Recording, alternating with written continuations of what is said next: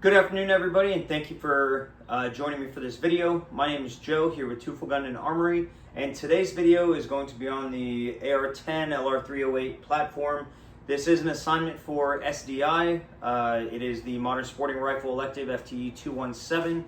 Today is September 9th, 2025, about 4:30 p.m. And today we're going to be going over the disassembled, exploded view of the rifle itself. I was given 6 parts to discuss how they correlate to the rifle as a whole in regard to the cycle of operations. And then I got to build it, and I'm going to show you a completed rifle and go through the cycle of operations on it.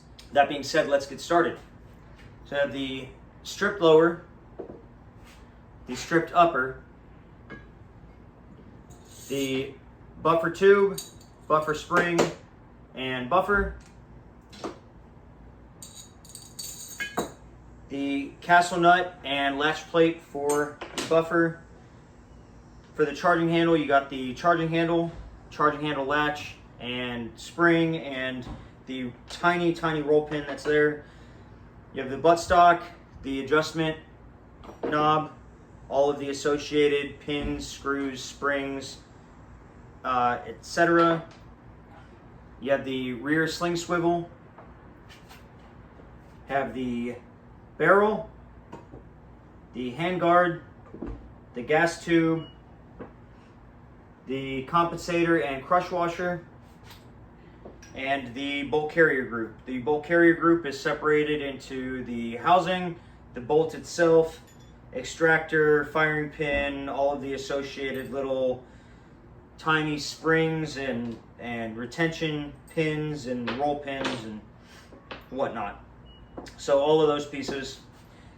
The grip and grip screw. These are the screws for the handguard. You have the pivot pin and the takedown pin and all associated parts. You have the safety selector, all associated parts. The buffer spring retention. You have the spring and the plunger for that. You have the bolt catch and all associated parts. The mag release, all associated parts. Trigger, hammer, springs, all associated parts. You have the gas tube, the ejection port cover and all associated parts, and then the forward assist and all associated parts. First things first, you have the charging handle latch and charging handle latch spring. They work together. Don't really have anything to do with the cycle of operations, but they do have something to do with the operation of the charging handle, and the charging handle assists in cocking the rifle to get it ready to fire. The next part is the stripped lower receiver itself. This has nothing to do with the cycle of operations, but everything at the same time, because everything that's inside it has something to do with the cycle of operations. This is basically just the housing for all of that.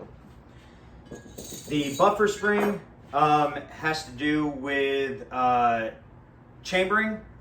So it's going to sit inside the buffer tube, and it's going to have the buffer on the front face. And whenever you send a round down range, that gas that's coming back down the gas tube into the bolt is pushing that bolt back and extracting that round and ejecting that round.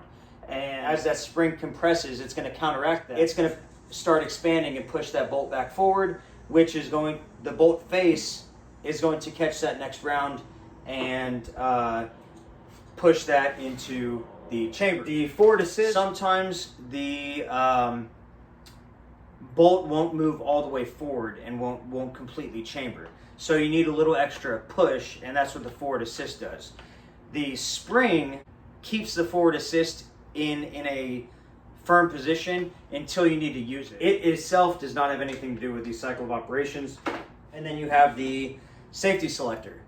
The safety selector does exactly what it says. It basically lets you select whether you want the rifle on safe or whether you want it on fired.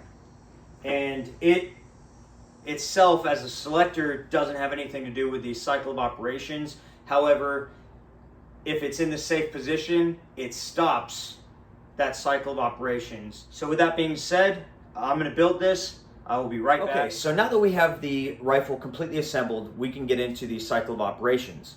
Starting with feeding. Feeding, you're going to take a magazine and you're going to load it up into the magazine well. The spring inside the magazine is going to create tension and hold all the rounds at the top, which is going to allow the bolt to catch it and feed it. So that's feeding. When that bolt catches and feeds it, it continues moving forward and chambers it in the chamber. Now, a couple of things happening here. That's chambering, but at the same time, as that round bottoms out, that bolt's pressing against it and it rotates the bolt face. And that rotation is going to lock it in place in the alternating raises and lowerings of the barrel extension as well as the bolt face. And that's called locking. Now the firearm is ready to be shot.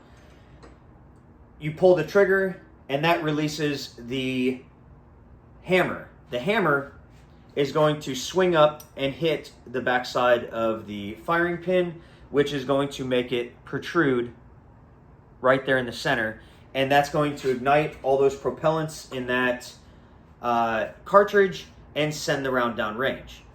As those gases expand, that was firing by the way, as those gases expand, the round is going to pass the gas tube and those gases are going to be redirected back into the action of the firearm and it's going to push the bolt back. Now a few things happen here. One, that force is going to unlock the bolt and the extractor is going to extract the spent cartridge from the chamber. As that bolt continues to move back, it's going to pass the ejection port and the ejector is going to eject the round out the side, while at the same time the bolt is passing over that hammer that had just been swung up. It's going to push past it and cock it and get ready for that next shot, because it's going to continue to go back into the buffer and then it's going to move back forward and catch that round. So that's the 8 steps of the cycle of operation. See y'all next time.